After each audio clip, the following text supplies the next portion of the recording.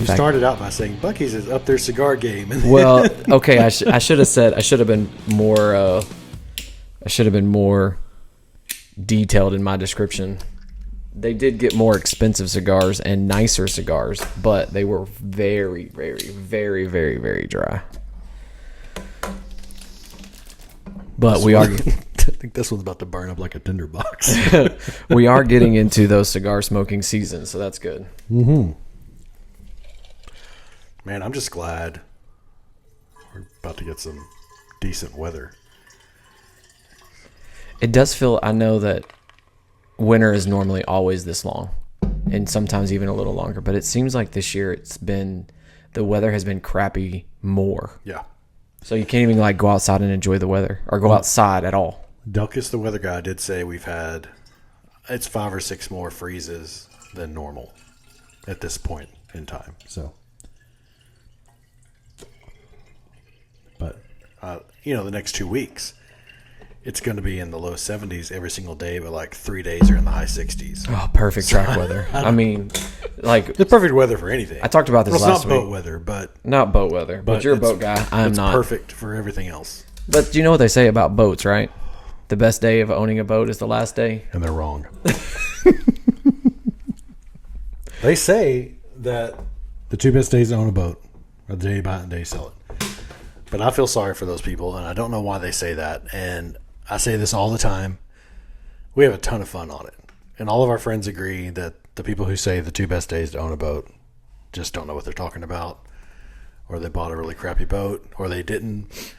It's kind of like you can be house poor, you can be boat poor. Like you can spend all your money on a boat, and like then if one little thing breaks, which I've been fortunate. Yeah, you better knock on that a lot harder.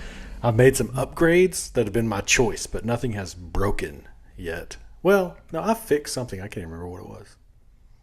Something broke, but it was minor. Oh, yeah, I replaced the ignition switch. Like, that was nothing. It was scary because we were at the harbor, which, if you're not from, that's that torch sound I love. If you're not from our area, the closest lake to us has what they call the Harbor District. Got some restaurants and a movie theater. And it is fun during the summer to not just drive there, but to take the boat over there and dock the boat. And so we had done that with some friends. And we had gone into one of the restaurants and hung out, had some dinner, and we were going back to the boat. Click. I was like, oh no. That's a bad day. It's nighttime too. Like if it's during the day, like there's tons of other boats over there, but if it's during the day, it's a little easier to be like, all right, who has jumper cables, which you're not supposed to use on a boat? I was about to say, no spark. It's probably not a good idea on the water. Not a good idea. So I don't know what you're gonna do because immediately you think battery, but then I turned it and it started right up, and I was like, okay. So then we, of course, ran it, got back to the slip, put the boat away, went back the next day, tested everything, and it was like, well, the battery's fine, starter's fine, everything's fine, fuel feed is fine, not a fuel pump issue or anything. And so then I pulled the ignition switch out, and that was it. Replaced it. I would not even know what to do. Replaced it, and good ever since. That's the only thing I've done to it in 3 years. So it's pretty good. And it's not a new boat. That's a pretty good. It's as old as my oldest kid. Okay. So I've never had the desire to own a boat. But my family is also not like a water family either. Like, excuse me, not a lake family. Like the 1 or 2 times we've taken them on the lake, it doesn't always end well. And also 2 of the 3 have motion sickness issues. Yeah. We have a good friend that they have that. And so they have come with us, like that same Harbor District does the concerts on Thursday nights in the summer. We'll do the same thing. We'll dock the boat and listen to the concerts. They'll come do that. Sound fun. I would enjoy that because the dote is the dote. It's been a day. Yeah. The boat is docked, not the dote is balked. The boat is docked and not moving with the waves. But we have a friend who, when the boat is moving with the waves, does not have an enjoyable time on the water. Yeah, I did not grow up on the lake either. My mom's brothers had boats, and we would occasionally go out on them.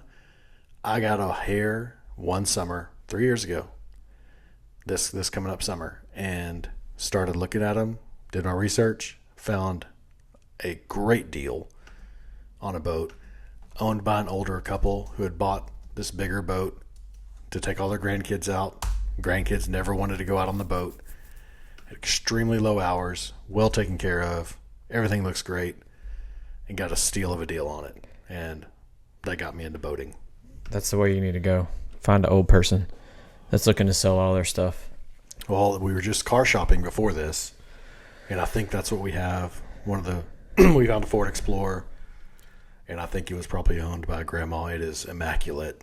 Is it going to work out? Low miles. I think so. Okay. I had to teach my kid how to buy a car, so I took her with me. Yeah, that's not an easy experience either.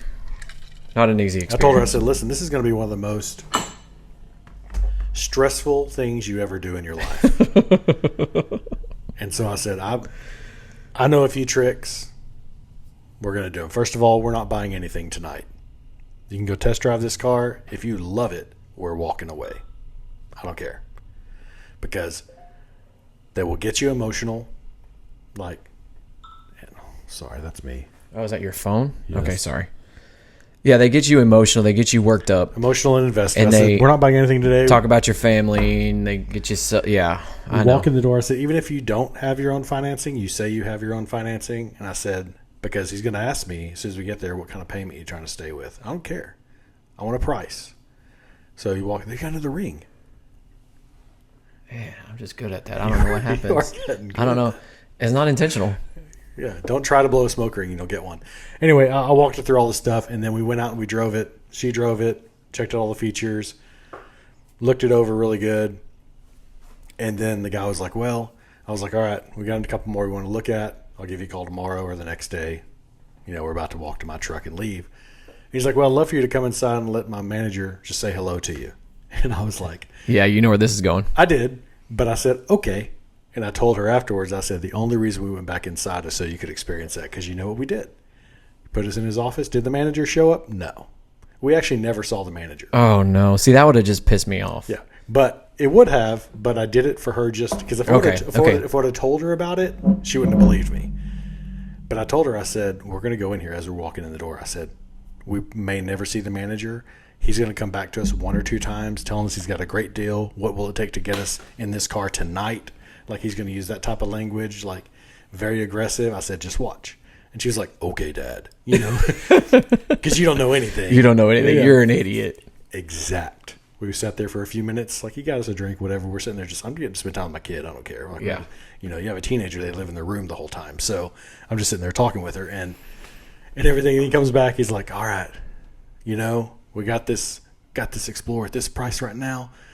What kind of sweet deal can we get? I was like, she looked at me immediately when he said that, and I was like, "What I tell you?" Yeah. He's like, "Okay, well, I'm gonna go see the manager." I'm like, "Actually, you know, we're gonna check out. We'll give you a shot tomorrow," and we left. So, just the experience. Well, we just recently bought a new car too.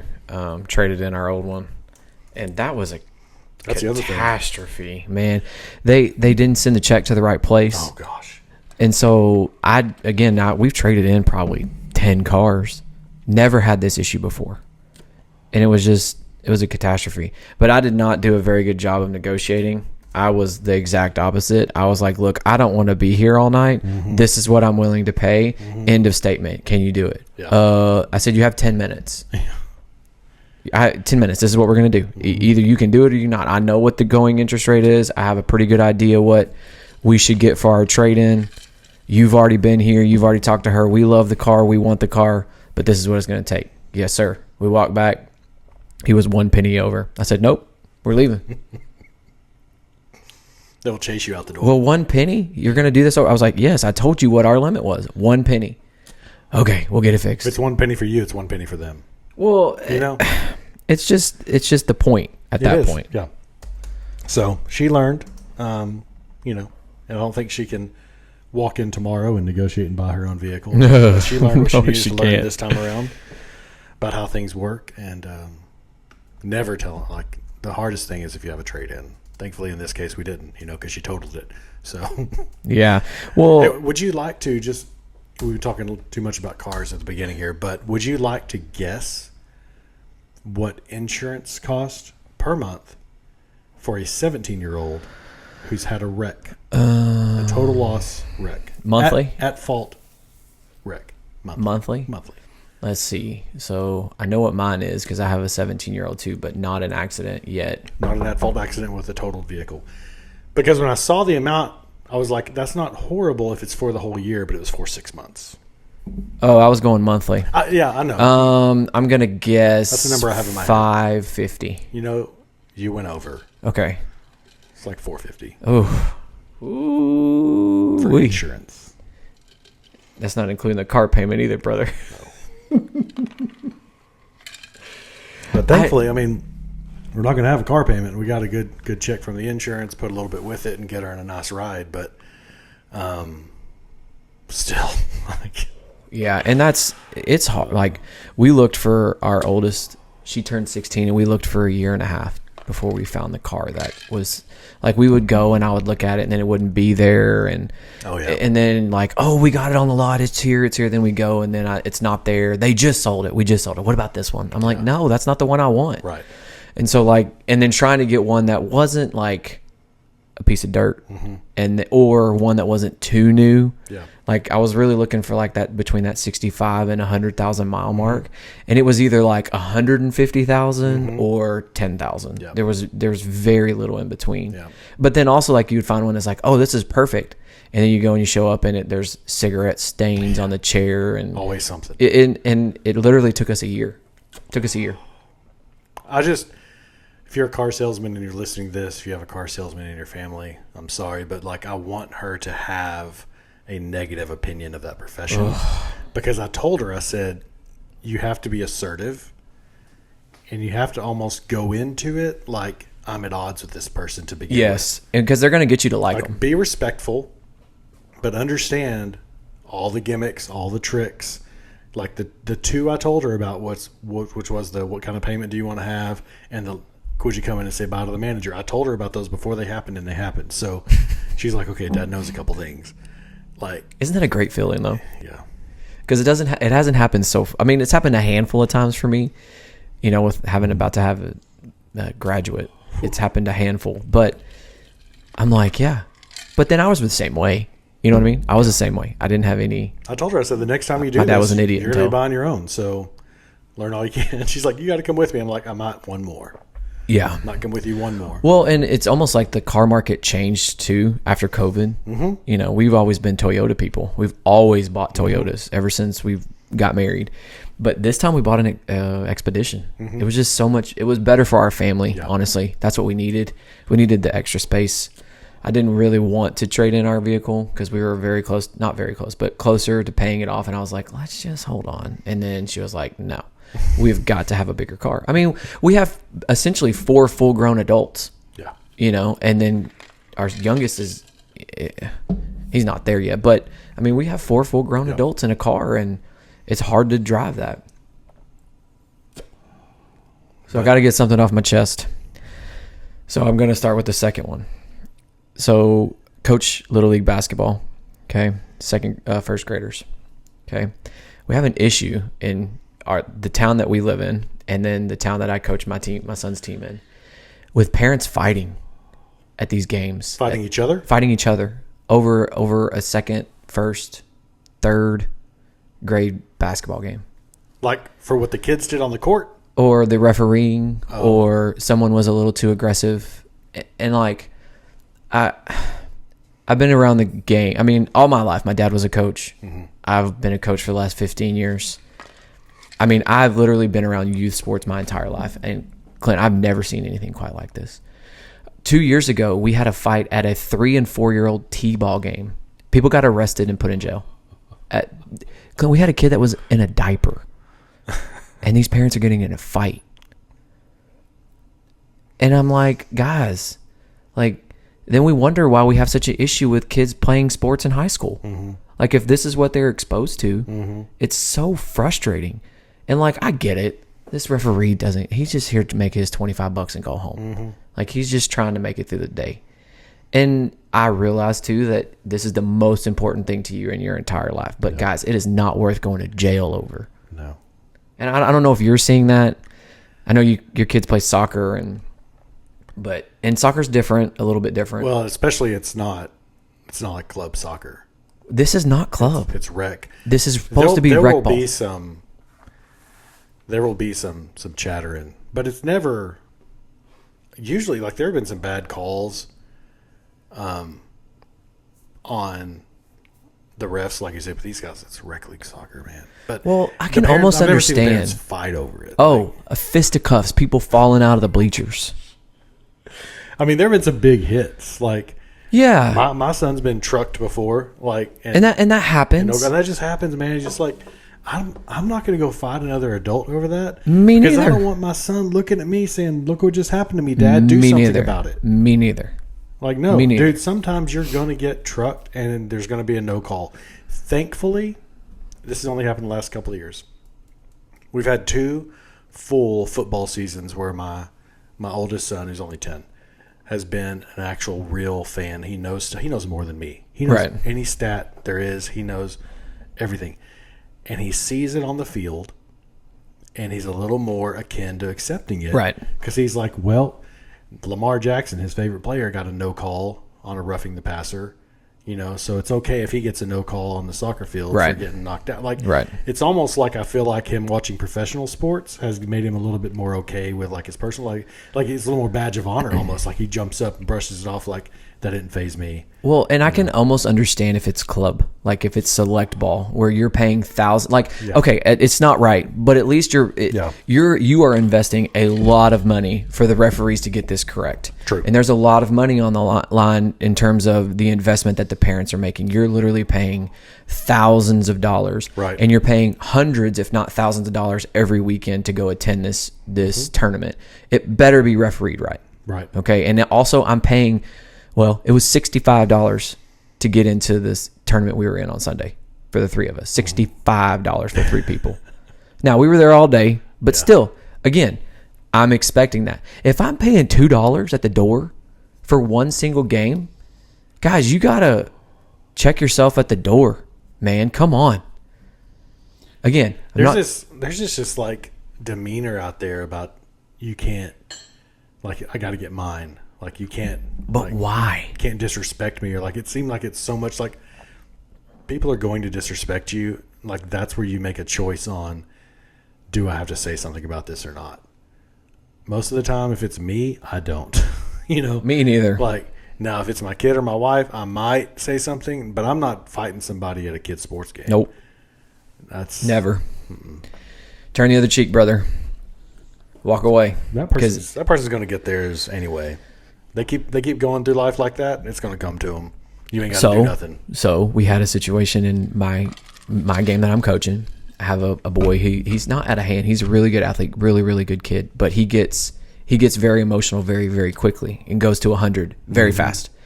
So there was one of the kids pulling on him, just like yanking him down. Okay. And the kid had already hurt one of our kids earlier in the game. And I saw it and I handled it on my end. And I talked to the other coach. I'm like, hey, like, watch this, please. And I told their official, watch this, please. Well, he pulls one of my kids. He pulls the kid that I was just saying goes to 100 real fast. He pulls him back and he says, get your hands off of me. Well, that's my kid's warning. Like, hey, don't touch me. Don't pull on me. Well, the next time the kid did it, he's walking away and he just goes wham right with the back of his hand, right in his face. Just bloodied his nose and all that stuff. And I'm like, so I pull him over, and again, he's 7, 8 years old. And I get down on his level. I put my hands on his chest just to calm him, and his heart is just beating like this. I could just feel it in my hands. And he's like, I did not mean to do that. I was like, no, you did mean to do that. You did. But he should not have been doing that to you. You warned him. Now, that is not the correct response, but you did mean to do that. He was like, yes, sir. Yes, sir. And like, it was fine. It was over. And like, that parent was a little upset, but well, control your kid. Yeah. And that's how that should be handled. The official called a foul. We got the kid off the court, and that's part of it, But yeah, it's out of hand. We didn't have as many issues this year at the high school level. Like, we haven't had very much. We didn't have any issues this year. A couple years ago, we were hosting a playoff game between our town and the town we live in another town at a volleyball game, and there was a fight in the hallway. I don't understand. I love sports. Mm-hmm. Sports is very big, integral part of my life, and I'm not about to fight somebody over it. Mm-mm. So it's just interesting. All right, here's my kids' movie hot take. Okay, so we watched Dog Man. Have you seen that? No. So we were son's super into it. It's a book or something. Okay. I'm beginning to think that these movies are not made for kids.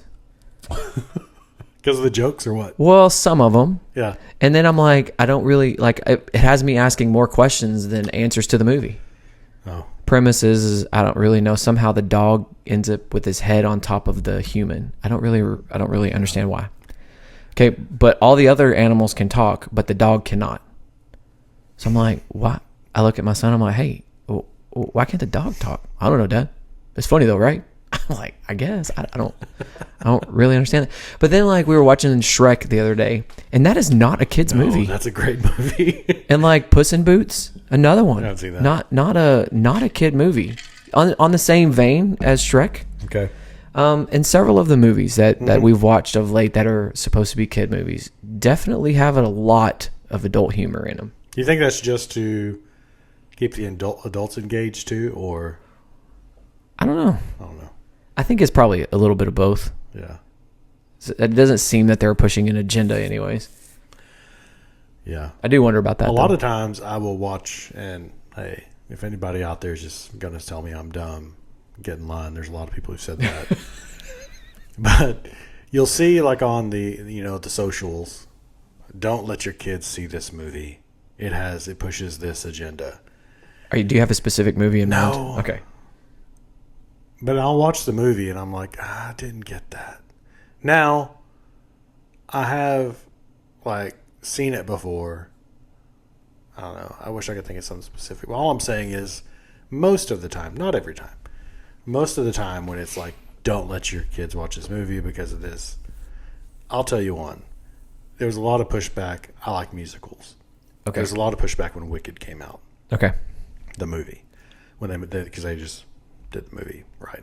And so it's not like when they did Hamilton, it's just movie cameras pointed at the stage on Broadway. Right. This is, if you haven't seen it or seen it come through. I know what you're talking about. My girls went and saw it. They made it into a movie. I thought it was great. And so I saw one of those articles like, don't let your kids watch this. And I'm like, okay, I guess I was bored. I'll go ahead and actually read the article. And like it brought up some things. But like one of them was they thought when the monkeys get their wings, which is from a spell that gets cast, like they don't always have those wings. That happens in part 1. Like you think of the Wizard of Oz, you see the flying monkeys. Wicked is the prequel to the Wizard of Oz. So I don't think I knew that. Yeah, it's the prequel to the Wizard of Oz. And so like in Act 1 of the musical, which is the movie that just came out, the next one's coming out in November for Act 2. The spell gets cast and the monkeys get their wings, and it is violent. They're sprouting wings, and monkeys are doing their little monkey calls and trying to learn to fly, and a lot of them are just falling out of the sky because, they just got wings. They don't know how to fly yet. And so it's violent and it's scary, but it's kind of meant to be. And our kids watched it, and nobody came down the stairs with nightmares that night. And that was probably the biggest thing that it said, don't let your kids see this movie. This scene is too graphic. And I'm like, was the wings of the monkeys? Yeah, whenever they sprouted their wings. That doesn't even make sense to me logically. Our littles watched that, and we're thought it was the coolest thing ever. Of course, we're sitting there watching it with them. They're not in a dark room watching it by themselves. I know what you mean. And then my older kids, my 2 older daughters, which have a 13 and 17-year-old, we like watching scary movies together. Oh. We're going through the whole series right now with The Nun and The Conjuring and that whole series. What? Yeah. That's terrifying. It's not, because it's not. I don't like slasher movies. Ugh. So if it's gory, I don't like watching it. I get in the heebie-jeebies just thinking about a scary movie. But those are not. Those movies are not. They're suspenseful and stuff around the corner jumping out at you kind of scary. No. Now, there was one, and they're coming Remind me, I'll tell you what the scariest movie of all time is. They're coming out with a new Megan. Did you ever see the doll who turns on its family? Which has happened. I mean, that's what happened with Chucky, right? No. But Megan, they have a new one. And have you seen the monkey? The doll's named Megan. Hang on. And I watched that with my 2 older daughters. We laughed through the whole thing because it's so dumb It's hilarious. It's not scary at all. And they're coming out with a second one, and we're like, we cannot wait for this to come out. Because we sat there and we laughed so much. My wife was asleep in the bedroom, which is next to our living room. She came out and she was like, y'all, like, you've got to be quiet. We're just in there cracking up at this supposed to be scary movie. So, I don't know. So maybe I'm just all that to say. Yeah, maybe my kids are different. I'm on principle. I don't watch scary movies. I don't like scary movies. I've never have liked scary movies. I don't do it. There's a reason behind that. One, the first rated R movie I ever went and saw was Scream, and it terrified me. That's my wife's favorite movie. Like, seriously, I have a kid that wears the scary face. What's it called? The mask shirt, the ghost face. Ghost face. She has a jersey, and I'm like, I'm gonna need you to go put your jacket on. Can't handle it. No. The other scary movie is Harry and the Hendersons. I did see that as a kid. Yeah. You know what I'm talking about? Yeah. The scene I'm talking about? Didn't scare me. Oh, terrified me. You know, they hit Harry as for those people who don't know, it's like it's Bigfoot. a Sasquatch that he hit, and they hit Bigfoot. Yeah. And they put him on top of the car. when he's coming, yeah. He just sticks his head down, and I'm like, ah! It scared the crap out of me. I turned it off and never watched another movie like that again. Also, E.T. I'm out on that. You know, I've never seen it. Which one, E.T. E.T. Oh, I know it's a classic. I tried to watch towards the beginning, and I don't know. Some of those movies just from the 80s just aren't like. It's the same way with like the Goonies doesn't have the same appeal. Yeah, no, I never really watched that either. All of those, I won't say all of them because Top Gun's amazing, but a lot of movies from the 80s. Like, I even tried to watch Flight of the Navigator with my kids. I was like, I love this movie. Yeah. This is the coolest thing ever. And it's like they're snoozing 30 minutes in. Yep. It doesn't. But see, like the mid-90s, Short Circuit, like Johnny Number 5. Yep. Like, I love that movie growing up. Trying to watch with my kids again. It's like, it's not that great. Not the same. You know? It doesn't have the same effect as it does now. They're too enticed by all the lights and bells and whistles. I am too. Like, I didn't get the same out of it either. I was like, this is kind of dull. You know? I don't know. Great. I love talking movies. We maybe have to expand on that later. Yeah. Okay, do we care about the Epstein list? I don't. And here's why. Like, here's the thing. I don't like leaders and important people being immoral and doing immoral things. Like, I'm not saying that I don't care about that. But you almost kind of expect it. Yeah. I also don't think, like, I think it was horrible. Like, I do think underage girls were trafficked, and all of that is horrible, and that should be over. But I think, I don't know. I don't know if he's got a black book of names, I don't know what that's going to buy you. Like, what do you accomplish with that? Yeah. I'm more interested in the Diddy list. Yeah. I'm with you. The situation is terrible in both situations, right. Epstein and Diddy. The situation is terrible. I don't really care about who's on it. I don't because I'm not looking to them for like my moral compass or guidance. That's true. Like that's what I guess what I'm trying to say. It's like, it's not that I don't care and that I don't think it's disgusting and horrible and those are horrible people. I think all those things. But if you tell me, ooh, so and so is on the Epstein list, I'll be like, yeah, it's not too surprising. I don't really care I'm not looking at that person for my moral compass or moral direction or anything like that, you know. And I don't know. Well, I just saw Bondi yesterday. It was on her desk, and she's looking through the Epstein files. I just don't. It doesn't get me going one way or the other. I don't really have a. I also think that's a lot of theater. Yes, agreed. You know, new president is Trump, new attorney general. Like, there's so many people out there who voted who care about the Epstein list a lot. So she's got a tweet out there. I got it right here on my desk. Wouldn't it be awesome if she took a picture of it and the names are still open, so all you got to do is just zoom in, like Trump's picture. Yes. And his mugshot in the Oval Office, which is, by the way, that's next level. He is. That is next level savagery right there. Is it? I can't decide if he's more a troll or a gangster. Because having your mugshot can you be both? Hanging just outside the Oval Office when you're president, like, can you be both? Not saying I'm glad he's got a mugshot. Not saying I put a whole lot of stock in how we got that mugshot. Because everybody's like, 34 counts of a felon. I'm like, because there were 34 checks involved. It's not like he did 34 different things wrong. was trying to explain this to my oldest because she was really asking about it when the election came around, and I was like, listen, whether it was wrong or not, I said, that's actually suspect. And I know it shouldn't be, and like your vision of the world and like the justice system, like it's not always right. So just keep that in mind. Could have been, could not have been. For me, both options are open. But at the end of the day, he wrote checks to someone that he shouldn't have, allegedly, 34 times. It's 34 checks. Yeah, that's why it's 34 counts. Like it's it not doesn't. like, It's kind of like the Epstein List, honestly. Like I don't really care about that. Like it was all political theater. a rich person paying hush money. What? Yeah, Like who I else? feel like that happens a lot. Yeah. And like, didn't they have to sign a non-disclosure agreement as well? So So if you're if you're someone- signing a non-disclosure agreement, then there's already issues going on there. and all I'm going to say is like if you're someone who thinks that's a big deal, find me your favorite politician and tell me they didn't do that. The same Oh, for exact sure. thing. So come on. Be I real. lost all my moral compass for politicians a long time ago. Like, come on, just be for real. Like, can you honestly, with a clear conscience, say, no, this person I would have voted for has never paid hush money to someone? Please. Yeah. You don't get that high in politics without doing it. And maybe I'm jaded, but that's what I think. Okay, so that's a great statement. Maybe I'm jaded, but that's what I think. That's what I think. That's okay. Okay, do you have a problem with federal employees having to check in? Are you talking about the what did email. you do last week? What did you do last I week? have zero problem with that because I do that as a senior manager at a really big accounting firm.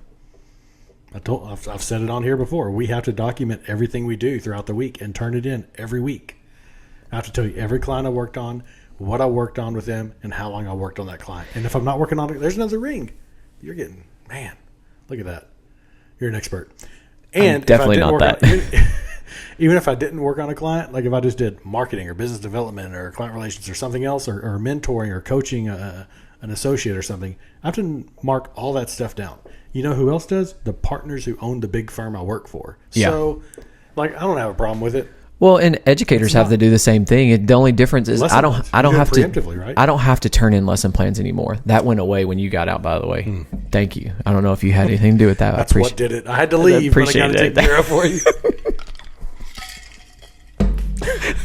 That was the price. Yeah, thank you. I appreciate that.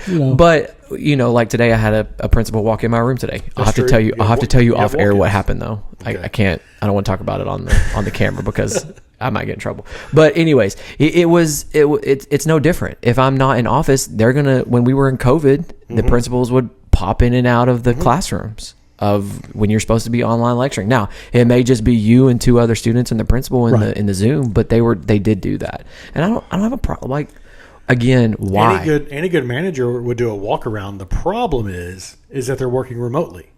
You can't pop in their living room or their office at home and see if they're actually working on their job. You want to know what? So, like, it's a small price to pay. Someone who's 65 and older, what generation is that?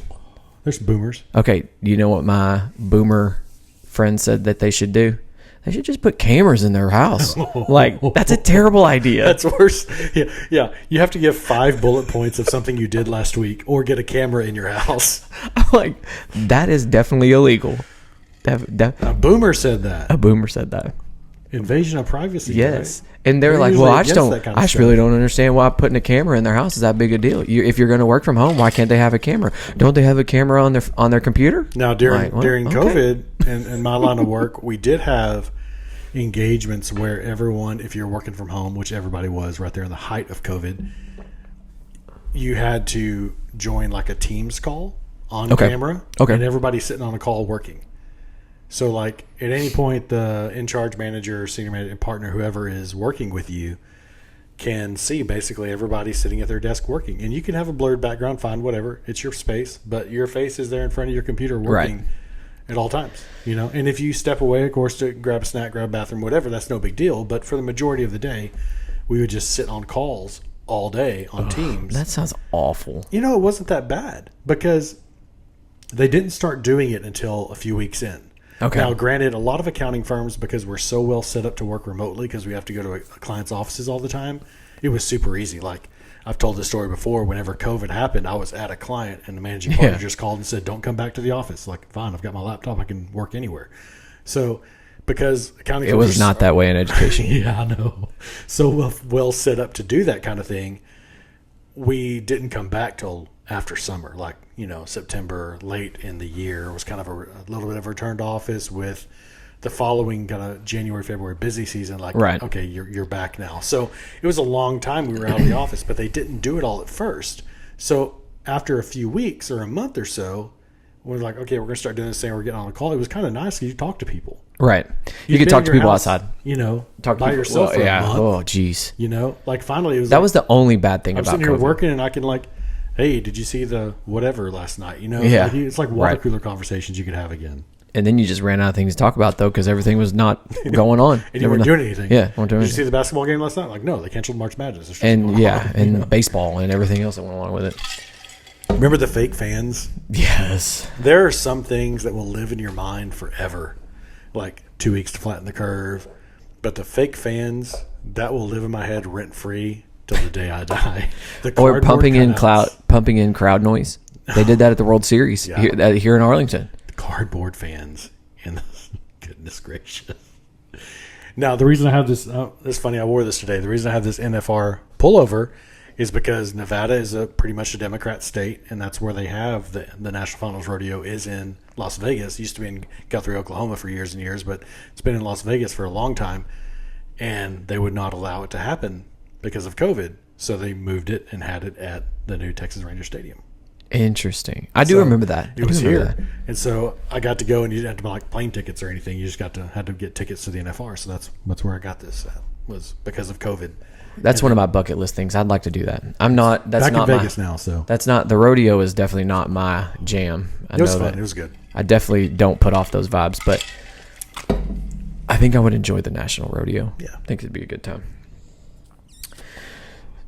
Okay, next on the list, we're bullet pointing it tonight. Do we have an issue with SNAP food or food stamps requiring more healthy items to be purchased? My gut says no, but then I'm trying to think about why there could be issues with that. So you and I both have relatively large families. It's cheaper to eat junk food. Oh, man, I made one. It's very faint, but it's gone away. We're really easily distracted with smoke rings. We are. That's the third time on this one podcast. If you guys aren't watching YouTube, you're missing all the fun. We got to post on YouTube. Oh, sorry. We forgot. A busy time. It's okay. You're allowed. We'll allow it. It gets better after this week. But yeah, I don't know. Why would I care? I mean, I don't have a problem with it on principle. Yeah. Because we do have an obesity problem. Mm-hmm. In general, I'm making a very, very broad general statement that sometimes that demographic of people falls in that category. That is true. But if you're eating healthy, you're spending some money on food. You are. It's the way it is. It's just the way it is. I mean, the protein chips that you buy are more expensive than the box of potato chips that you buy. Protein in general. I mean, if you're having a piece of meat and a couple of vegetables, that is more expensive than Hamburger Helper. Correct. A pound of beef in a box, right? Yeah. On principle, I don't have a problem with it. No. But on this, like when you dive a little bit deeper into it, it seems like it would maybe be an invasion of privacy. But then again, you're asking people to pay for your food. True. So I don't. Hey, I can't afford food for my family. I need some help with this. Okay, I'll help you, but it's almost, yeah. I mean, there are qualifiers that you can't. There are certain things that you cannot purchase with food stamps already, like alcohol. You cannot purchase alcohol. You cannot purchase tobacco. There are certain high dollar items that you cannot purchase. So there was a time in our family's life where we both lost our jobs and we had nothing. We were broke, and I was like, how are we gonna eat? And we had a little baby. And we got on. We were on it for 3 months, and it was embarrassing. And when I put this on here, I was like, "Man, am I going to talk about that?" But I mean, it was a phase of our life where we needed help. Yeah, we needed help, and so it was helpful It was a hand up, not a hand out. And I think that that's where program is going. I did see that section, the housing one, the housing section 8 or whatever the section is, they're going to limit that now, that you can only be on it for that's being proposed. Yeah. They're going to limit the amount of time that you can be on those social programs. And again, on principle, I don't really have a problem with that. That is the issue I have with welfare and entitlements in general, is that they should be a help to get you to a place to care for yourself. Yes. But, you think about, FDR, and he gets a lot of flack for the New Deal and creating that kind of social welfare and Social Security and things like that. And yes, it did open the door, and yes, it did bring it about, but those programs, if you read about them in their history, were not designed for that back then. So FDR's New Deal and FDR's entitlement programs and social welfare programs were not intended for your 27-year-old mom of however many to be on it in perpetuity for the rest of their lives and not work, essentially, like, to get that. Right. And I think to a hand up, not a hand out. Yeah. And I think that has got to be the mindset change that has to happen. And I think we're seeing some of that. But you got to just be better about it. I don't know. Politically, though, it's sticky. It's nuclear football, because you're going to take people off of welfare. You're going to cut off people's food stamps. Yeah. Cut off their kick them out of their houses that they're living in. Like, man, I don't envy the one that has to do that. But on principle. And then maybe you grandfather it. And so anybody who's on it now, it's like, okay, we're going to start limiting whatever this is for 3 years, 5 years, whatever it is. So it starts today.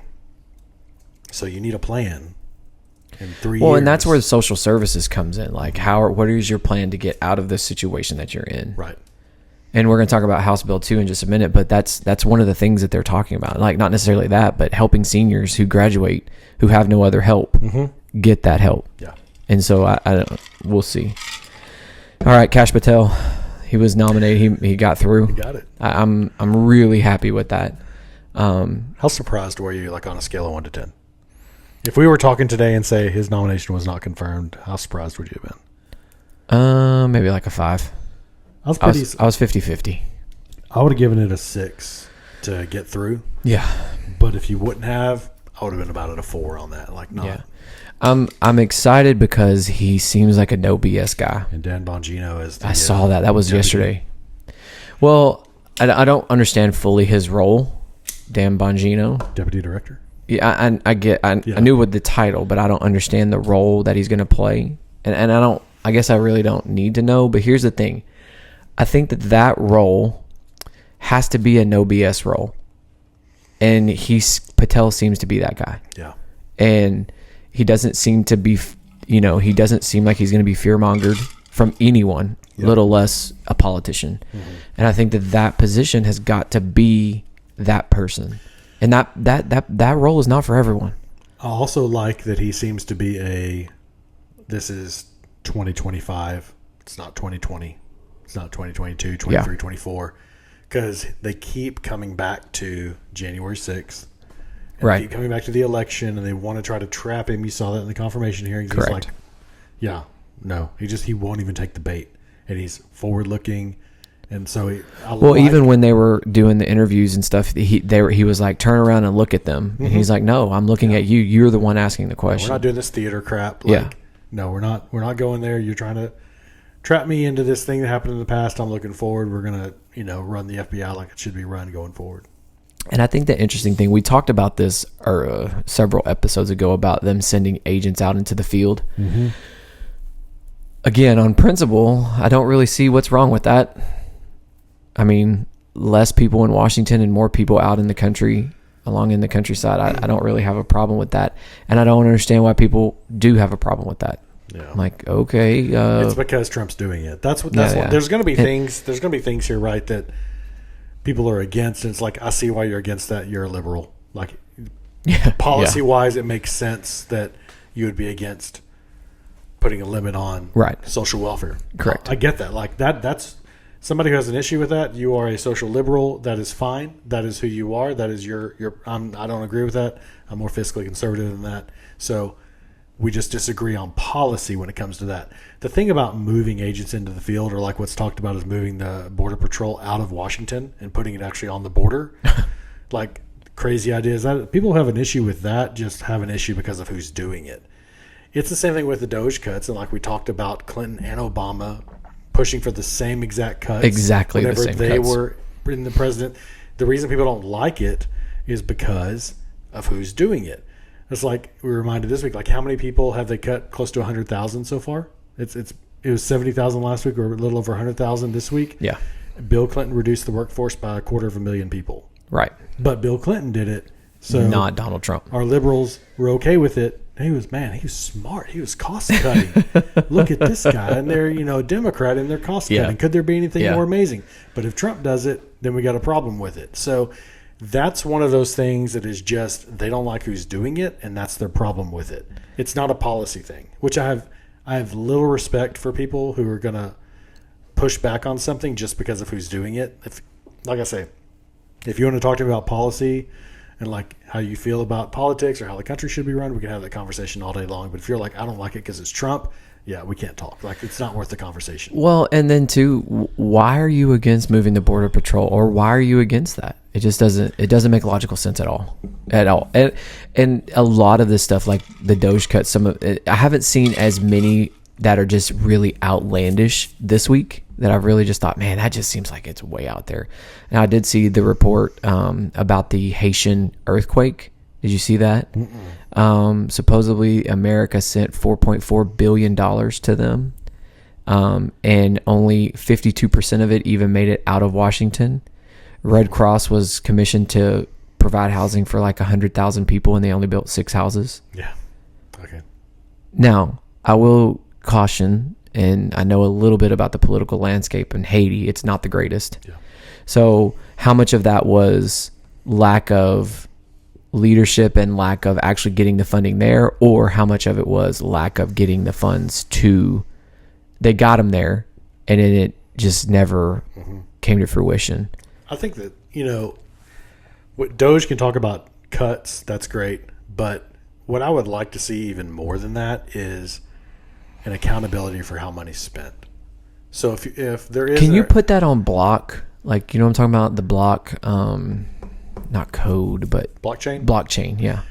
Yeah, but I don't think it's even that sophisticated. Okay. Like, if you're going to send $4.4 billion to Haiti, like, there's going to be some administrative cost of getting the money there, administering the money, hiring the contractors. Like, somebody's got to do those things. They're not building houses, so you expect some of the money Right. to go to admin, as with any business has overhead. But I expect the bulk of it to build more than 6 houses. And I think you could give kind of a breakdown of that to provide it to the American people of this is how we spent your money. Like, why is that too much? And to again, ask? why is that so controversial? But they can't understand why Elon should have access to the TPS. Like, he works in the administration. The Treasury Department is part of the Trump administration. Correct. Now. Like, where's the issue there? There's not a fourth branch of government. Like all these people saying nobody elected him. Nobody elected any of those people that are working in the bureaucracy. Yeah. Who are still there under Biden. Yes. Like, come on now. And I get like some of the cabinet members get confirmed through the Senate, and that's kind of some checks and balances. But Trump got elected, popular vote and electoral vote, won hands down, no questions asked. And part of his purview and mandate as the president of the United States is to build his administration. That's what he did. He ran on cutting costs. He ran on Doge. Doge was a thing before the election. Like, that was all going to happen already. It's not something he just sprung on everybody after. Well, and the accountability office has already been there, always been there. Honestly, I didn't know that until I did not know that. And it just, again, it's an argument that you are talking into a echo chamber when you're just arguing with people who just don't understand it. That's my thing. If anybody says, "Hey, I don't like this," my first question is why. And if it's a policy thing or like a difference of opinion, I can talk with you all day long because that's exciting for me. That's fun for me. But if you're like, well, Trump's a Nazi, okay, that's. By the way, there's no point in talking. Thanks for keeping me in check yesterday. I appreciate that. So I'll tell the story. Yesterday, I was having a conversation with a gentleman, and he's not the first one that I've heard this from, but he's one of. I just happened to be having a longer conversation with him, and he was talking about how he's like 5th or 6th generation military, and how military is just the military is just down, and it's just overrun by DEI and wokeism and all kinds of craziness. And I was like, well, is it getting any better? He's like, no, it's just not getting any better. So I'm like trying to develop like an idea or a concept. But again, I've had multiple conversations with people over the last 6 months. And so I texted Clint and I was like, hey, what do you think about this? And he was like, that's one person's opinion. And then you send me a Google fact check. I'm like, thanks, community notes and our personal 2 checks. But anyways, that's a sidebar note. It caught me in a mood anyway. Yeah. So it's okay. I was in a mood. It's okay. Yesterday. But also I'd already pre-researched that because I'd heard somebody else saying it. And I was like, but I'd also heard on like the news that recruitment was up. And so I was like, So I'd already actually looked into that before you texted me. But I think that the numbers say, sidebar on just military recruitment, that they've hit their number. Right. But I do think there's probably like some intangibles out there where, like, can you imagine kids leaving high school today, their propensity to go serve has got to be less. Yeah, I'm just thinking about like the kids I know. Like you don't hear about it as much. And maybe it's because I'm not the same age as them leaving high school. But when we were leaving high school, like you knew everybody, like there's a good little contingent that you knew were going to military service. Now you just don't hear about it talked about as much. I would say, like. But you're in high school. So I do see some. Okay. And it seems to me too that like I'll see a kid and they're like, I'm going to the military. I'm like, oh, huh. Wouldn't have expected that from you. And then like you have the ones that are like, I'm going to the military. It's like, yeah, that's going to be the best outlet for you. Yeah. That's a good choice. Mm-hmm. It's a good choice. It seems to be about 50-50. Okay. So I would say it's still around, I would say 10% of our graduating class. Mm-hmm. So somewhere between 8 to 15.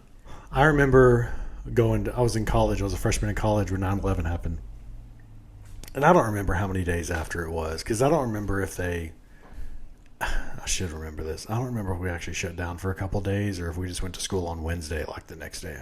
It could have been Wednesday. It could have been the following Monday, but I was driving, east, headed to college. I was commuting, and I remember somebody coming on the radio and saying that the Red River which is up around Paris, Texas, up around the Red River, Texas, northeast Texas, the recruitment center had a line wrapped around the building. Jesus. And so I understand the day and age that I graduated from high school, graduating in May of 2001, a few months before September 11th happened, that my view on that is going to be a touch skewed because there was such patriotism and people jumping at the bit to go serve. Right. So I had a lot of people I went to high school with that maybe when they left high school in May weren't thinking about serving, but made that choice afterwards whenever 9/11 happened. And that's a fair point. But it does seem like if you want to say... And it had the exact opposite, by the way, for me, because I was still a junior. I was a junior in high school when it happened. And then by the time I got to graduating, I had seen some of the guys come back.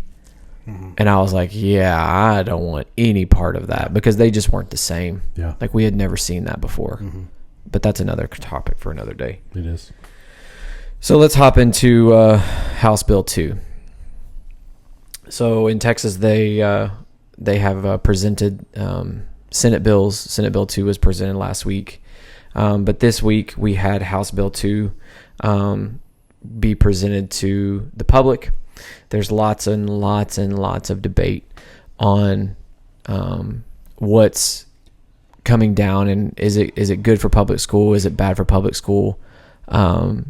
And how does that look? So let's just kind of roll through some of this. I read the entire bill. I read all of House Bill 2. If it continues to be that way, House Bill 2 is all about public school. I may get this exactly wrong, but House Bill 3 is about public school, is about the vouchers in the ESA, and then House Bill 4 is about doing away with the STAR test. I have not completely read 3 and 4, okay. But I have read all of House Bill 2.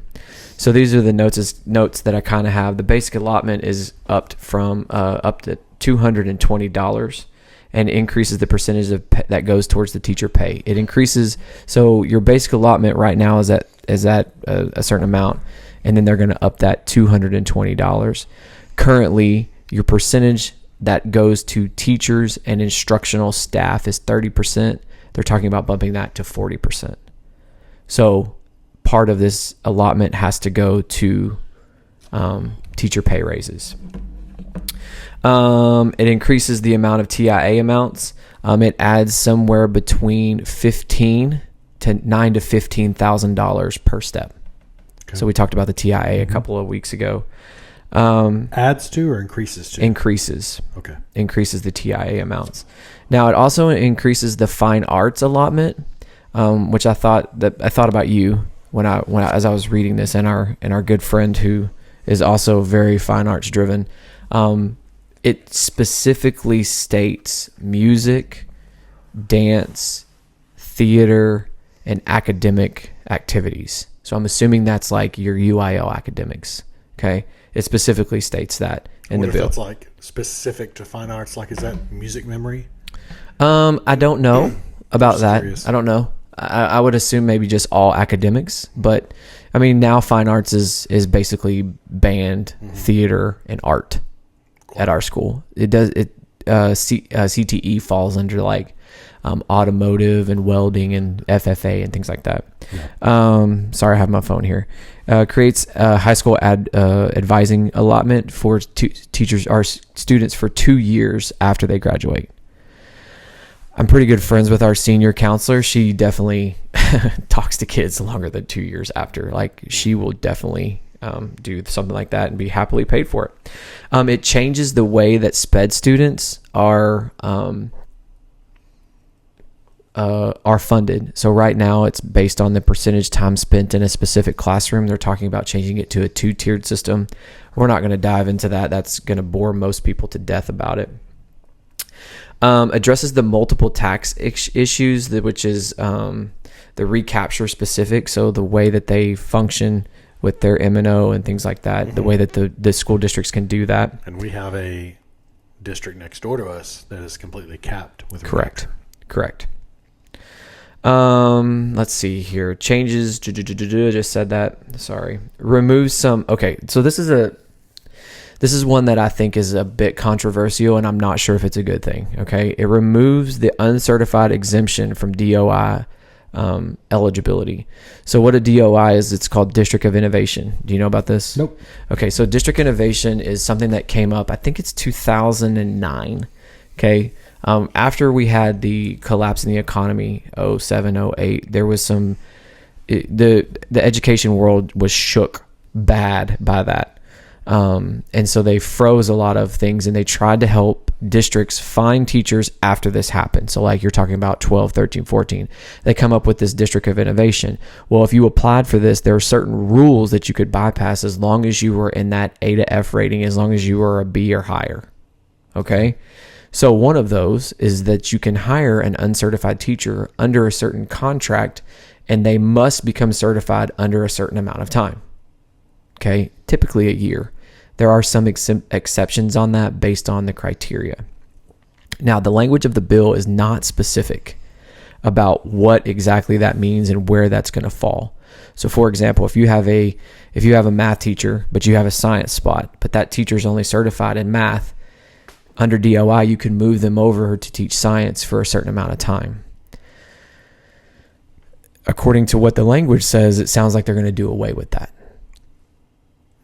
Now, the problem is there's multiple problems with that. A lot of times finding teachers is hard right now in general. If you do away with something like that, how are you going to fill those spots that are empty? That's the first thing. The second thing is what about a smaller school district that requires you to teach multiple preps? Okay. And I don't know exactly what and how that would work. Again, I would imagine that this will be something that they expand on once they get some feedback from superintendents and administrators. That is a huge issue. Is the benefit to that to try to make instruction better, or is there a money benefit to that? I'm assuming it's instruction, and I think because it seems to be a money bill, and I can't see the money. this is Kyle Smith's opinion. Okay, this is just my opinion. I think it's to benefit the instruction. Okay, you don't want a reading teacher in a reading room teaching a STAR-tested subject who doesn't know anything about reading. Mm-hmm. Okay, you don't want a substitute who's just now trying to figure out what they're doing with life in a room teaching algebra to kids because you don't know anything about it, right? You're just following a curriculum. So they're trying to push those highly qualified teachers into that space. And again, it goes back to what we were talking about a while ago. On principle, I don't really have a problem with that. Mm-hmm. But the practicality of it is you're going to have a lot of districts. There's a district a little bit further east of here that I was told has 50% of their staff, something like 50% of their staff is certified under that DOI. That's a problem. Mm-hmm. That's going to be a problem. Requires the foundation. I mean, does that mean like, say you've got, and this is probably an extreme example, but say you have 8 certified math teachers, but 4 of them are teaching science right now.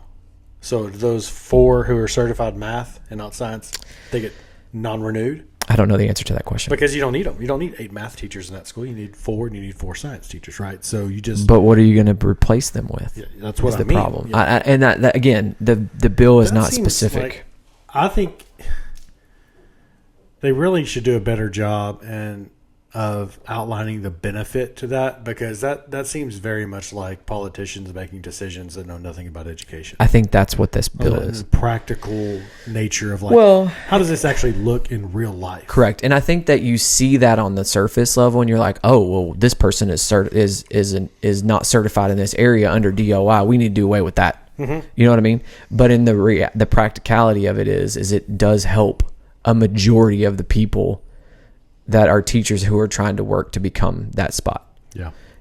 Because it's not easy to become a teacher anymore. Like we want to, the new generalist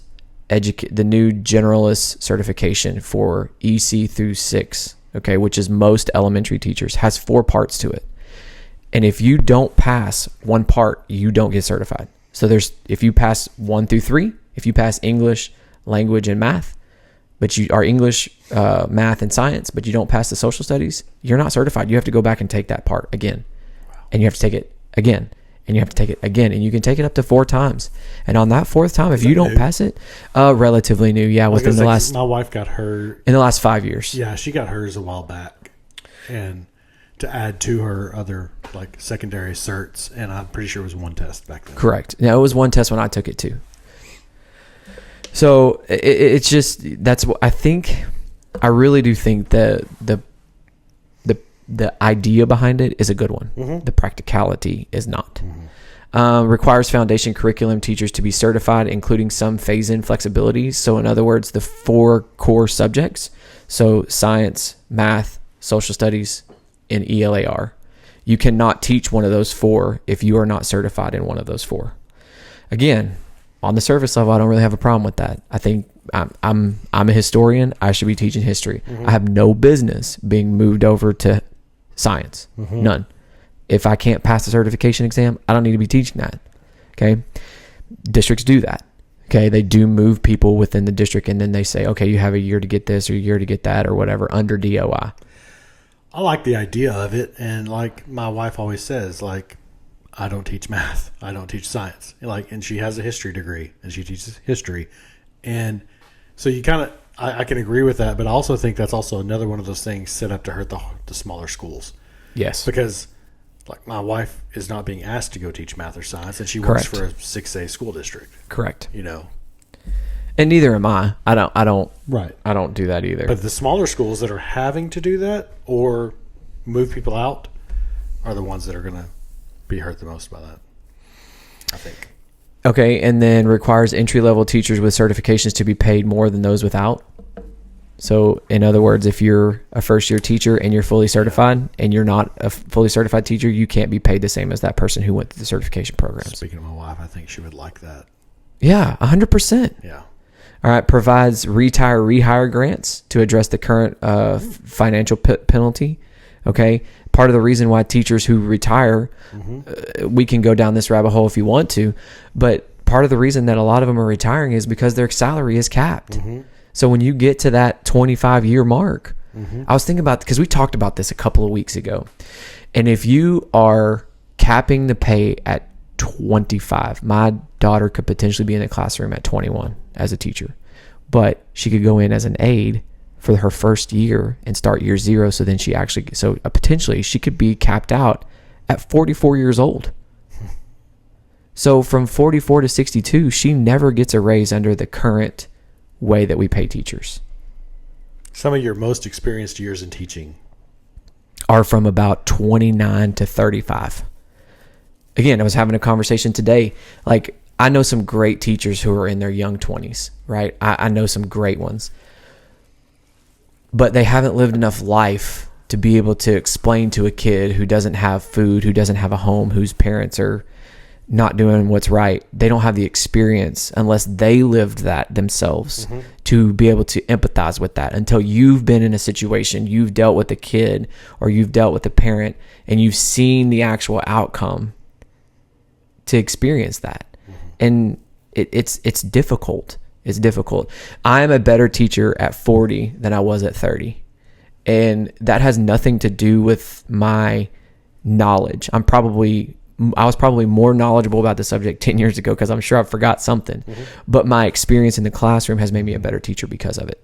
And there's no way that you can convince me that it's otherwise. Oh, for sure. Okay, moving on. There's a lot of mumbo jumbo in there. Expand some grants for teachers of record of 30 days. Okay, here's another one.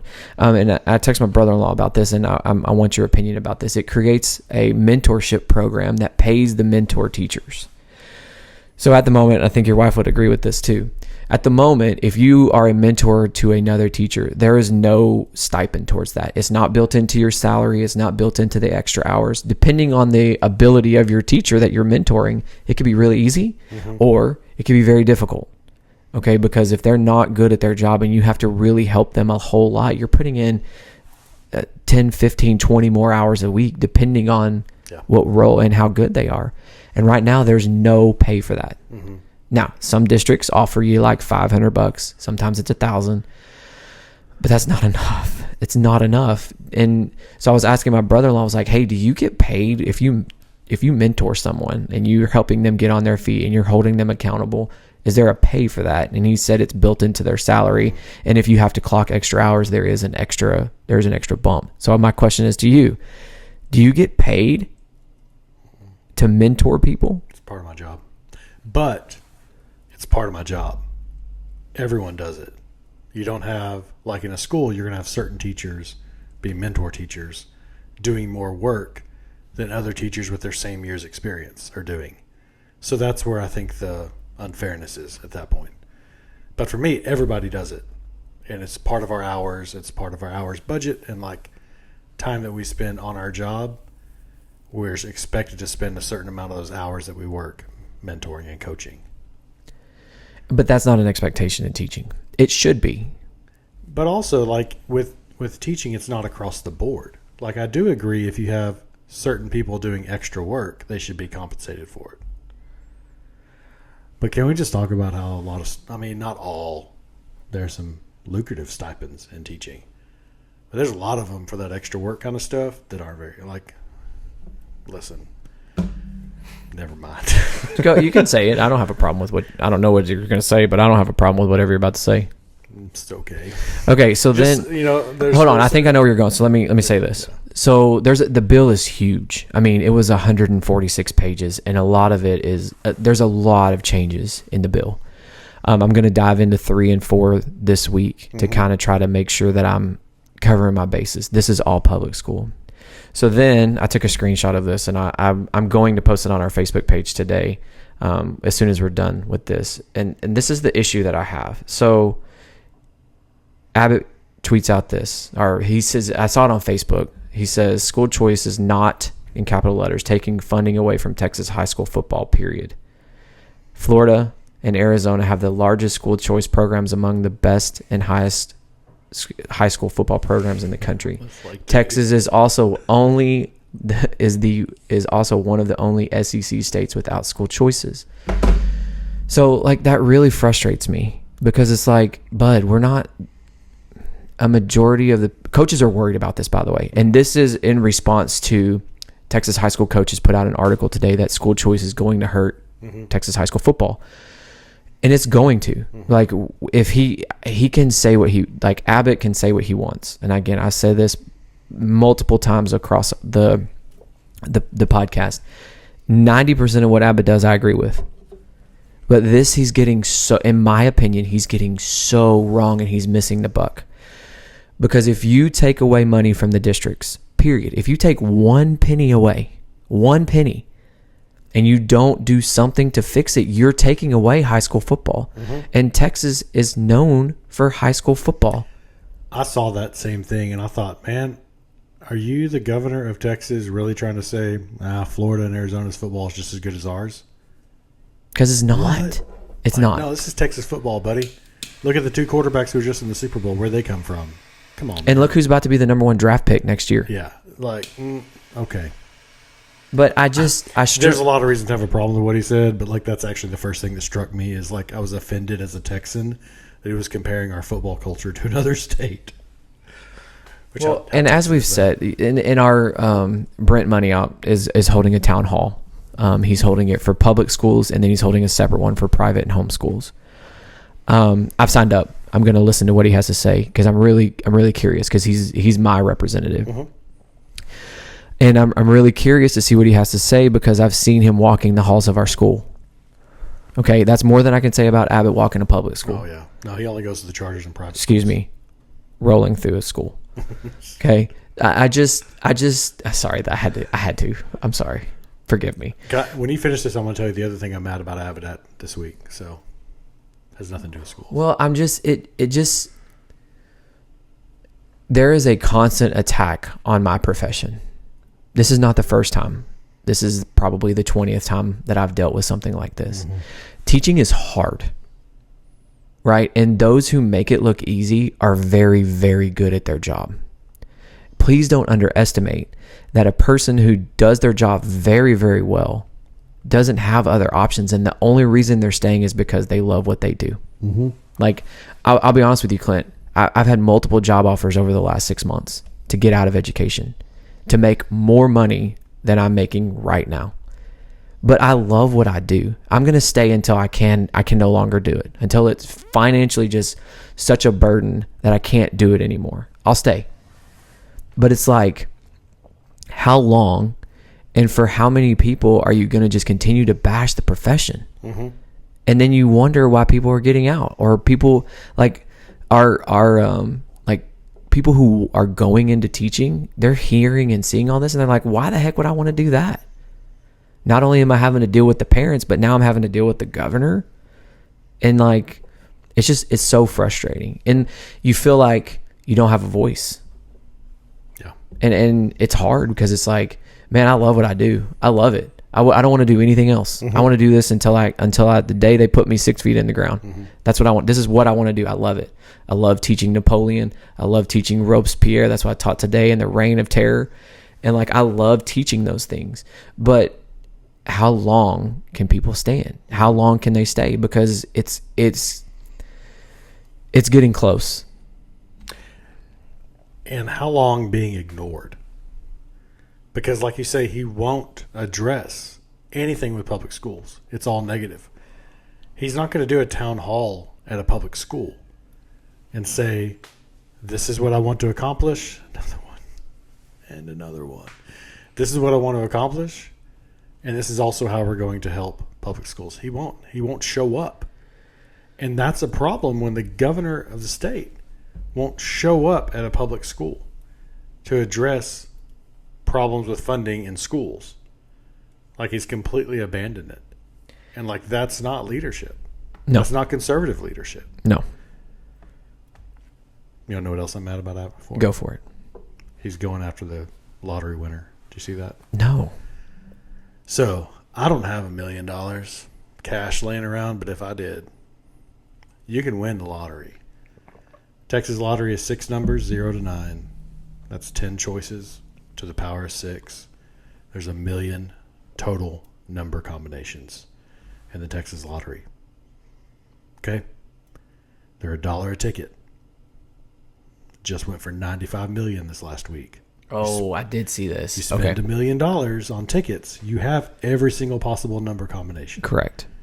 So you spend it, you make, as long as there's no other winners, you would net $94 million.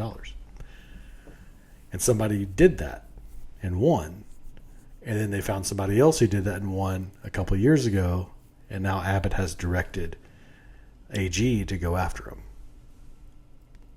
What's illegal about that? Apparently the way they did it, they was not against the law, but the Texas Lottery Commission just made it against the law this week. Like, how did you guys not figure that out beforehand? Like, somebody's got $1 million laying around. You can buy every single combination there is. Go win the lottery. Like, hey, that's the thing, though. You gotta be able to put up $1 million.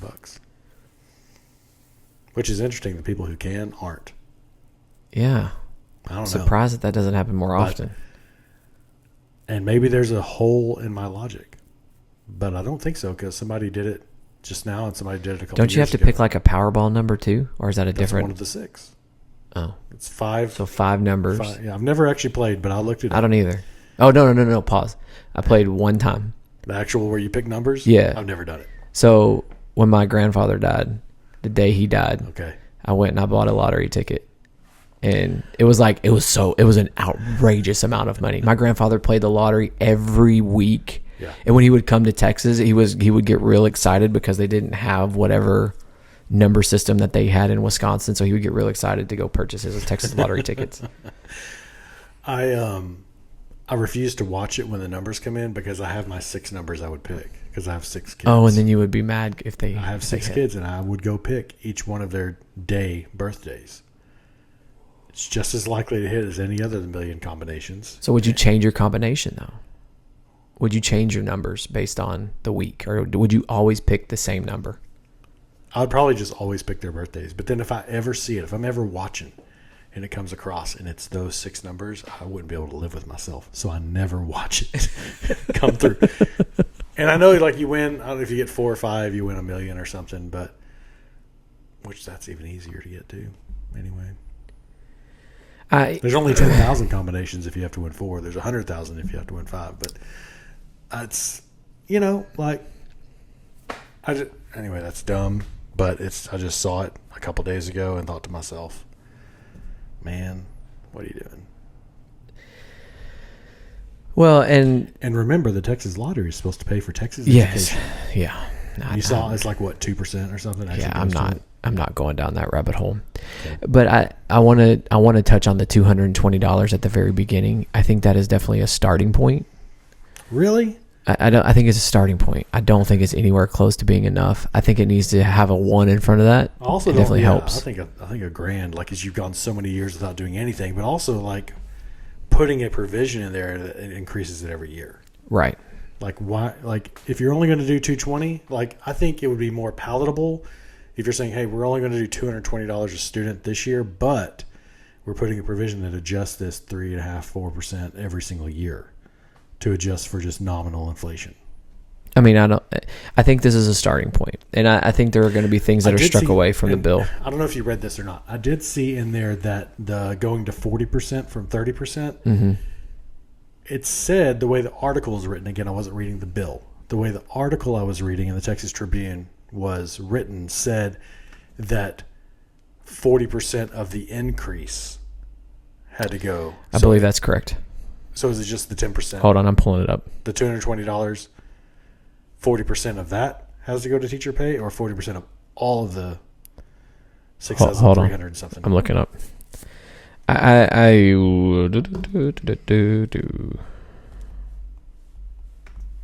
Let's look.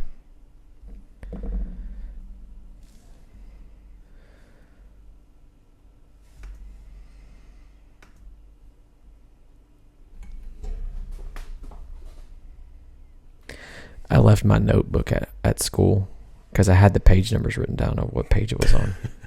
Because I knew we were going to talk about it. That's what you get for taking paper notes. I know. Well, it's really hard to read all this, by the way. And they strike things out of it, so they put a line through it. And then the stuff that's underlined is what they're talking about.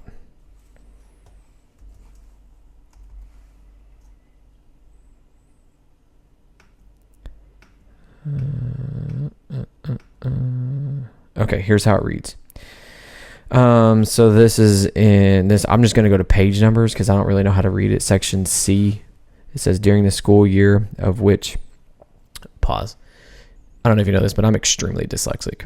So reading for me is very, very difficult. So please, I was actually telling a student today in a meeting, I'm like, hey, but reading is very difficult for Coach Smith too. So it's okay. Yeah. All right. During any school year for which the maximum amount of the basic allotment provided in subsection is greater than the maximum amount provided in the preceding school year, a district must use at least 40% of that amount. If the amount is greater than 0, that equals the product of the average daily attendance for the district multiplied by the amount of the difference between the district's funding under the chapter per set per daily average for the current school year. So I don't know how you would determine that. I think reading legislation on the podcast is also difficult. Reading is hard for me anyway. Like you said last week, Texas finance is Texas school finance. It's so hard. It's so hard to read. I think that reads as the whole like it's got to go to 40%. Yeah, and then it says, gosh, how do you take like you're essentially saying, well, it's the state money, but it's like hold on, pause. 10%. There's another part of this. Okay. It says, in the preceding school year, provide compensation increases to full-time district employees other than administrators. 75% must be used to increase the compensation paid to classroom teachers, full-time librarians, full-time school counselors, full-time school nurses, prioritizing differentiation compensation for the classroom teacher more than 5 years experience. 25% may be used to determine as determined by the district to increase compensation paid to full-time district employees. So it sounds like of that 40%, 75% of it has to go to teachers, librarians, people of that nature, and then 25% of it to determine the increase compensated to full-time district employees. So I think what that means is they're trying to prevent the administrators from making more money. Yeah, didn't it say like that other district employees? Is that like aides or is it? I'm assuming anyone else who is full-time. Aides, bus drivers, lunch ladies, things like that. Things like that. And administrators. Wait, I thought it said no administrators. No. I said that. Okay. I'm just saying like that's how I read that. 75%. The 75%. Administrators. 25% says, can. Yes. And if they allot any of that to administrators of that 25%, it's taking less out of the pool for their lunch ladies and aides. And that's how I read. That's how it's read. Yeah. Which is so it says that's when it's talking about the basic allotment of 40%. It did say at the very bottom, full-time district employees other than administrators as followed. That's line number 11 on page 20. I did find that interesting, and it's again. There's a lot of lingo. And they're trying it also. I don't remember. I wish I had my notes. It did talk about how later on in the bill, and this was not mentioned in the tweet in the Facebook post that I saw. They're trying to raise the teacher pay of teachers who are further than 5 years along. Does that make sense? So if you're 5 years or more, they're trying to remember me talking about my daughter being potentially 40. Yes. And being capped out. Well, they're then talking about raises for those groups of people, anybody over 5 years. Okay. So a kindergarten teacher, because it's easier to do math for elementary because they have their same, and I use 27 kids. I feel like that's just a number. Yeah. So a kindergarten teacher who has 27 kids, multiply that times the $220 extra, multiply that times 40% that has to go to staff, multiply that times 75% that has to go to teachers. That one teacher, that's their 27 students, would essentially get a $1,782 raise. It's not a lot. No. When you haven't had one since 2018. That's per year, brother. Right. $148 a month. What's that going to buy? Nothing. That's why I'm like, I understand 220 is a start, but I feel like the reason I feel like it's not enough is I feel like what you get this year is going to be the most you're going to get For a while. Future years may have a little tiny increase. They may work that out, even though it's not built into the bill to have any increase for inflation. Whatever you get, this is going to be an education session. If they do ESAs and if they do a basic allotment increase this legislative session, they're not going to want to hear about it next time, which is only every other year anyway. Right. So when 2027 rolls around, they're not going to want to hear about we've got to increase teacher pay. So whatever you get this time is what you're going to get for a minute, and $148 a month is not enough. I don't know, brother. I want to have an answer for you. Like, and when I talk to people outside of education, they just don't understand. I just think it's important to put like all the actual numbers on it, because I want somebody who's saying, oh my gosh, I saw in House Bill 2, they're going to increase that student per allotment. Isn't that going to be so amazing? All this extra money per kid for school. No, this is what that actually Right. This is what that actually boils down to. And that's not even guaranteeing that teacher gets all that. They could hire another teacher that splits the pool even worse. Correct. So just like... And let's be honest, too, 27 is a small class. Yes. Sure, it was probably your average, but... That's what I thought. But what about this teacher that has 32? I have two boys in kindergarten. Well, they get more... That's more money, though. Right, but it's also...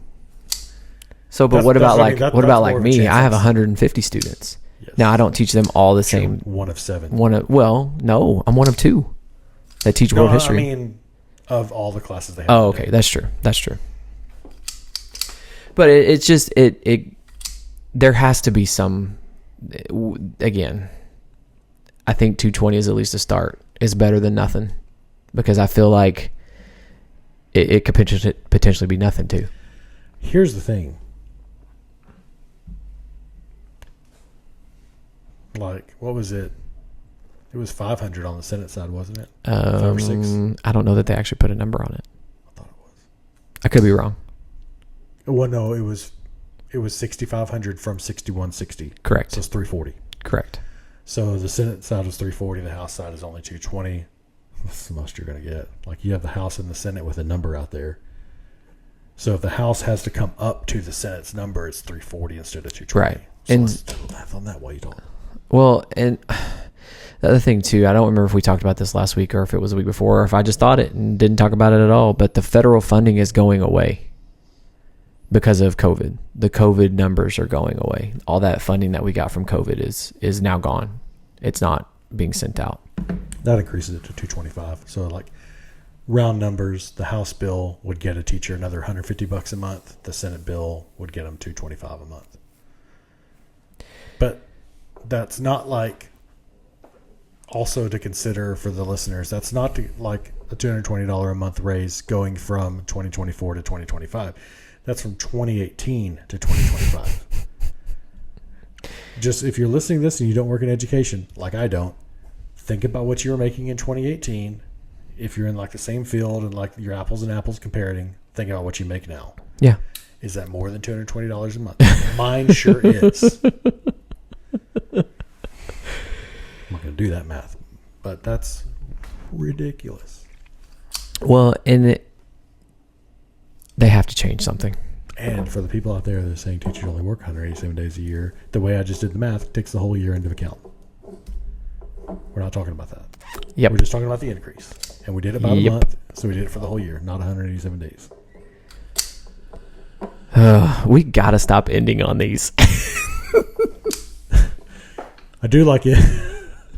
Maybe we should start next week with are people who listen in other states that were like, oh, they started talking about Texas education, time to turn it off. That's true. Maybe they don't. I know a couple people in some other states that listen to it and like it, because they have similar issues going on in their states. Right. Well, we have a buddy that lives in Wisconsin, and he listens, and he's like, man, I had no idea. It's very similar, but it's also very, very different. Yeah. Because he's a teacher too. He teaches 5th grade, and it was a very fascinating conversation. But okay. Last question, though. Maybe not the last question, but another question I have. Do you like that the House split it up into 3 different bills versus the Senate's all one big? Can I hold that opinion? Yeah. Till I read through 3 and 4. Just surface level. I did read through some of 4. Basically, it does away with some of the STAR testing and moves a lot of the TA responsibilities over to the Texas Education Commission Board. I don't necessarily have a problem with that. It's basically keeping it all the same, and it's giving more responsibility to the Board of Education. I don't really have a problem with that. Which are elected officials. I don't have a problem with that. And the TEA is not. No. Is there a commissioner appointed by the governor or anything? I believe so. I don't know. Which I know part of it. I know part of it is. Board of Education we vote for, and you have your like it's not an at-large vote. It's like you have your representative within your district. Correct. Yeah. I think there's 12 or 10 districts. I looked to see who mine was, to see when they were up for re-election. We just voted for ours. Yes. So I was like, dang it, I can't run for that spot.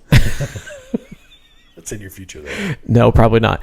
I pissed too many people off too easily. Yeah. I was in Austin this past weekend again. I walked past your retirement money. Oh, did you tell them to raise our pay? Did you tell them? We yelled. When we walked past the TRS building, we just yelled some things at them. So okay. I was with my wife, who's a teacher. So yeah. Like, hold on. I want to talk about one. We're going to talk about another thing. Can we talk about our health insurance? Like, I don't know if we've talked about this on here. But, like, we are not. We pay 3 times as much as that. Yes, but we are not state employees in that way. Mm-hmm. Like, why can we not have the state insurance?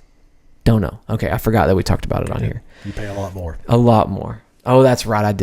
We did talk about that. Ridiculous. But Ranger started spring training today or yesterday.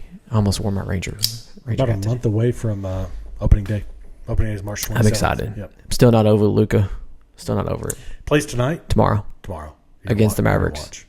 I'm not going to watch. You're not going to watch? I'll probably watch. You're going to watch. Now my son is becoming a Lakers fan, though. Here's the thing. The best way to get over it, just full on, right in the face. Okay, but you know what the problem I have is? I'm also a huge JJ Redick fan. And so, like, I hate LeBron. Huh? I don't know who that is. Okay, JJ Redick was arguably one of the best shooters to ever play college basketball. The name, but played for Duke. Okay, that's part of my love for JJ Redick. Okay. And he's an average-looking white guy. And I just like him. I've always liked him. I liked him in college. Followed him through his Orlando Magic days. And then he came and played with the Mavericks, his last season and a half. And he played with Luka. And so he came out and he was like, look, I'm so excited I get to coach Luka. I played with him. Now I get to coach with him or coach him. And before the game against the Nuggets, he cursed out Luka, just cussed him up one side down the other. And apparently it's been recorded or something. And he just told him, be yourself. Like, you can be who you want to be here. We're not going to hold you back. You do you. That's what makes you great. And then we'll coach around you. Mm-hmm. And he scored 35 points. Clint, he might score 100 tomorrow. The over-under is 35. Does it matter if he comes back and throws it in the face of his team that he got traded from, that he didn't want to get traded from? It's not like he said, I want to trade from the Dallas Mavericks, and he left and there's some animosity there. Like, you want somebody to go out and be their best and play their best game. But if he does go out there and throw up 50, like, do some Mavericks fans, like, put the Luka jersey in the back of the closet? No. Not ones that I know. Because he's good. Because they're Luka fans. Yeah. Like, if he wasn't a Laker. So that's my question, though. If he wasn't a Laker, I'd buy his jersey. I just can't buy a Laker jersey. What about the Mavs fan? What about the... But I am a Mavs fan, too. That's where I'm struggling. Like, I love the Mavericks. I love Dirk. I love Brendan Haywood. I love Tyson Chandler. I love Kyrie Irving. I love PJ Washington. If you come to the Mavericks, I've always been a fan. I'll be a fan of yours, and I'll follow you even if you leave. Okay? But this is different, and I can't quite put my finger on it. I think it goes back to what I said last week about the Dirk situation. Like, seeing Dirk at a Laker game, not that he was supporting the Lakers, but he was supporting Luka. Mm-hmm. It's like, dang. Like, even Dirk didn't know. Yeah. And it's like, and now, like, Nico Harrison is supposedly going to be at the game because he was at the game against the Warriors the other night, so he's obviously in California with the team. And if he's there and he's sitting courtside with Luka, might punch him in his face. Really? I mean, I'm being a little bit over sarcastic. Or if he has the opportunity to go out of bounds right where he's sitting. He exactly. Right on Find an elbow right to Nico's face. Yeah. You heard it here first.